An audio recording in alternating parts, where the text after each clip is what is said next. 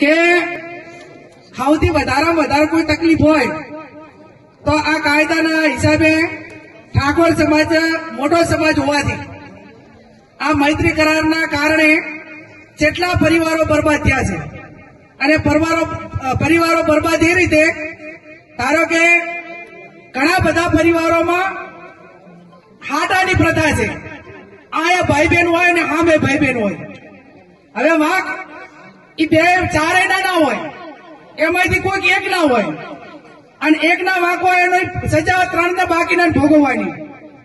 એટલે દીકરીના લગ્ન કરેલા હોય અને દીકરાના લગ્ન કરેલા હોય અને બે કે અમે જે લગ્ન કરેલા રે એમને નથી ગમતું ને અમે આ મૈત્રી કરાર કર્યા, તો એમાં કાયદાની ભાષામાં આપણે કઈ કરી કહેતા નથી, પણ સમાજમાં એવો દબાવ લાવવાનો કે કોઈ છોકરો મૈત્રી કરાર લઈને સમાજની છોકરી લાવ્યો હોય કે બીજા સમાજની લઈ ગયો હોય તો 500 જણાને એને ઘરે થઈને બેસી દેવાનો અને 500 જણા આડી કરીને બેસી દેવાનું ભાઈ.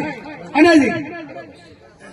બાકી આ મૈત્રી કરારના હિસાબે નાના નાના છોકરા મેલી અને બધા દતી રહે કે ભાઈ મારે તો આ મૈત્રી કરાર કર્યા અહીંયા રહેવું છે, છોકરાના શું વાંક. અને જયારે પુરુષ કરતા જયારે મહિલા આ પગલું ભરે ને ત્યારે છોકરાની હાલત ખરાબ થઈ જતી હોય છે. એટલે આ ઘટના ગંભીરતાથી રોકવા માટે કરીને સમાજમાં તમારે બધાને વિનંતી કરું.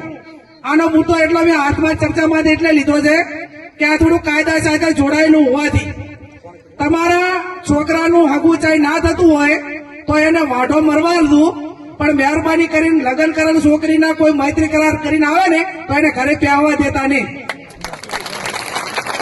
ભાઈ. તમને ખબર છે કે એને લગ્ન કરેલા જે છોકરા છે અને છતાં એમ કહો કે કાયદાનો મત લેવડાવી અને આપણે આનું નથી થતું એટલે આપણે આ બધું બેઠું રાખવું.